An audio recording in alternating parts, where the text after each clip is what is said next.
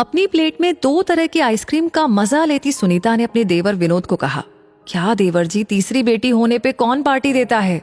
अब तो दहेज के पैसे जुटाना शुरू कर दो। अपनी भाभी की प्लेट को देख हंसते हुए विनोद ने कहा, अरे भाभी, आप क्यों चिंता करती हैं? घर में खुशी आई थी तो सबके साथ बांट लिया, और फिर बेटियां तो अपना भाग्य लेकर आती है। अपने देवर की बात सुनकर सुनीता मुस्कुरा के रह गई, जबकि असल में दिल खुशी से झूम रहा था देवर के घर तीसरी बेटी का जन्म जो हुआ था। खुद सुनीता के 2 बेटे थे और इस बात का खूब घमंड रखती। 2-3 दिन में सारे मेहमान चले गए। अब घर पे थे तो विनोद, रुचि और तीनों बेटियां, मानवी, अंकिता और तीसरी बेटी जिसका नाम सबने प्रीति रखा। समय अपनी रफ्तार से चल रहा था। बच्चियां एक से बढ़कर एक थी, चाहे पढ़ाई हो या घर में माँ की मदद करना। घर की दीवारें बेटियों की बनाई खूबसूरत पेंटिंग से सजती और अलमारियां उनके जीते हुए मेडल और ट्रॉफी से। तीनों बेटियों की किलकारी और हंसी से विनोद और रुचि का घर गुलजार रहता। सुनीता कोई भी मौका नहीं छोड़ती रुचि को एहसास दिलाने का कि वो बेटियों की माँ है। देख रुचि, चाहे जितने इनाम जीत ले ये लड़कियां, पर दहेज तो फिर भी लगेगा। जोड़ना शुरू किया कि नहीं? रुचि अपनी जेठानी की बातों से जब घबरा जाती तब विनोद समझाता, बेटियां अपना भाग्य लेकर आई है रुचि, हमें तो बस उन्हें सही राह दिखानी है। फिर देखना, किसी भी बेटे वालों से कम नहीं है हमारी बेटियां। जब कोई पूछता कि विनोद जी, कब तक आप किराए के मकान में रहेंगे, अपना घर क्यों नहीं बनवाते? हंसकर विनोद कहता, जब मेरी बच्चियां कुछ बन जाएगी तो समझो मेरा मकान भी बन जाएगा।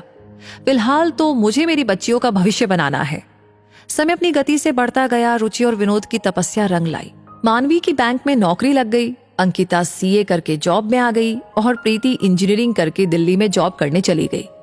बड़ी मम्मी कल माँ पापा की एनिवर्सरी की एक छोटी सी पार्टी रखी है, आप सब समय से आ जाना। मानवी ने अपनी बड़ी मम्मी सुनीता को फोन करके पार्टी का इनविटेशन दे दिया। सारी तैयारियां तीनों बहनों ने बहुत ही मन से की थी। शहर के सबसे अच्छे होटल में पार्टी हॉल बुक था।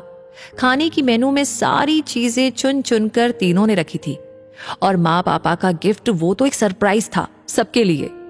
पार्टी वाले दिन सुबह सुबह प्रीति भी दिल्ली से आ गई। प्रीति के आते ही घर में एक रौनक सी आ गई। ये क्या माँ, बालों में कैसी सफेदी सी आ रही है? ऐसे जाओगी क्या पार्टी में? प्रीति ने कहा तो रुचि ने हंसते हुए कहा, मुझे कौन देखने वाला है वहां, अब तो तुम बच्चों के दिन है। नहीं माँ, अभी चलो पार्लर। और प्रीति अपनी माँ को लेकर के पार्लर चली गई। हल्के मेकअप और सुंदर सी साड़ी में अपनी माँ को सजा सवार दिया प्रीति ने। विनोद के लिए एक शानदार सूट तैयार था। सूट को देख आंखें झलक उठी थी विनोद की। शाम होते ही सब तैयार होकर हॉल की ओर निकल पड़े। मेहमानों से हॉल भर गया। सबकी बधाइयां स्वीकार कर रुचि और विनोद ने एक दूसरे को माला पहनाई और केक काट कर एक दूसरे को खिलाया।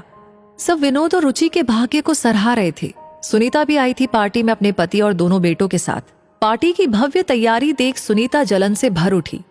आज एहसास हो रहा था कि देवर की बेटियां होकर भी जो सुख ये लड़कियां अपने माता पिता को दे रही थी, वो उसके लाडलों ने ना कभी दी थी और ना ही कभी देते।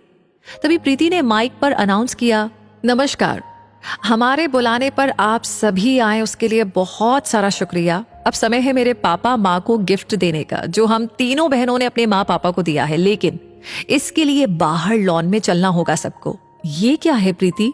जब विनोद ने धीरे से प्रीति से पूछा तो हंसते हुए मानवी ने कहा, आप बस चलिए पापा और खुद देख लीजिए। तीनों बहनें आंखों ही आंखों में इशारे करके हंस रही थी। सारे मेहमान कौतूहल से बाहर आए। लॉन में एक चमचमाती नई कार खड़ी थी। सारे मेहमान तालियां बजाने लगे। वाह भाई वाह, बेटियां हो तो ऐसी। पापा बाप के स्कूटर का मजा तो ये नहीं दे सकती, पर अब हम सब एक साथ स्कूटर पे बैठ भी तो नहीं सकते, इसलिए आज से इसकी सवारी होगी। सारे मेहमान अंकिता की बात सुनकर हंस पड़े। रुचि और विनोद की आंखों में खुशी के आंसू थे और सिर गर्व से ऊंचा था। सबने बहुत सारी बधाइयां दी और पार्टी का आनंद उठाया। सुनीता भी गई बधाई देने। बधाई हो देवर जी, बेटियों ने नई गाड़ी दी, और क्या चाहिए? सच कहा भाभी, और क्या चाहिए मुझे जब ऐसे बच्चे हो तो। मैंने कहा था ना कि बेटियां खुद अपना भाग्य बनाती है। यहाँ तो इन तीनों ने मेरा भाग्य भी बदल दिया।